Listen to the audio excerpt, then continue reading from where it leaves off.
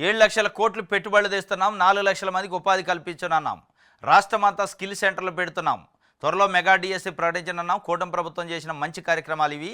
వీటిని ప్రజలకు వివరించాల్సిన బాధ్యత మనది. కలిసికట్టుగా పనిచేసి కూటమిని గెలిపించండి. ఎమ్మెల్సీ ఎన్నికలపై నేతలకు సీఎం దిశానిర్దేశం చేసిండట.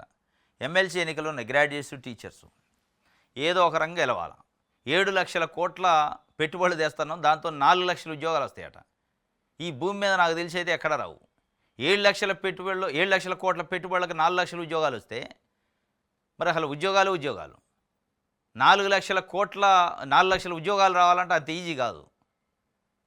ఆయన చెప్తుండే ఏదో ఒక రకంగా గెలవాలి. డిఎస్సి వేస్తాం, మెగా డిఎస్సి, 4,00,000 ఉద్యోగాలు ఇస్తాం, 5 సంవత్సరాలు 20,00,000 ఉద్యోగాలు ఇస్తాం అనే నినాదాన్ని తీసుకొని నిన్న ఆ రివ్యూలో చెప్పిండట్టు 7,00,000 కోట్లు పెట్టుబడులు తెస్తున్నాం, ఇంక తెస్తున్నాం, దాంతో 4,00,000 ఉద్యోగాలు ఉపాధి కల్పిస్తాం, రాష్ట్రమంతా స్కిల్ సెంటర్లు కూడా పెడతామని చెప్తుండు. రాష్ట్రానికి సుమారు 7,00,000 కోట్ల పెట్టుబడులు తీసుకొచ్చి 4,00,000 మందికి ఉపాధి కల్పించనున్నామని ముఖ్యమంత్రి చంద్రబాబు చెప్పారు. రాష్ట్రమంతా స్కిల్ డెవలప్మెంట్ సెంటర్లు పెడుతున్నామని, త్వరలో మెగా డిఎస్సితో 16,347 టీచర్ పోస్టులు భర్తీ చేయనున్నారని తెలిపారు. ఇవన్నీ 8 నెలల్లో కూటమి ప్రభుత్వం చేపట్టిన మంచి కార్యక్రమాలని అన్నారు. 8 నెలల్లో మంచి కార్యక్రమాలు చేసిండట.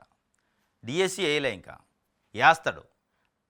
7,00,000 కోట్లు రాలే, వస్తాయి, అప్పుడే మంచి పని చేసిండని నిన్న రివ్యూలో చెప్పినట్టు. ఎన్నికలు ఉన్నాయి, గ్రాడ్యుయేట్స్ ఎన్నికలు ఉన్నాయి, టీచర్స్ ఉన్నాయి. ఈ రెండింటి మీద ప్రభావం ఉంటుంది కాబట్టి మొత్తానికి ఒక 4,00,000 మందికి మేము ఉపాధి ఇవ్వబోతున్నాం.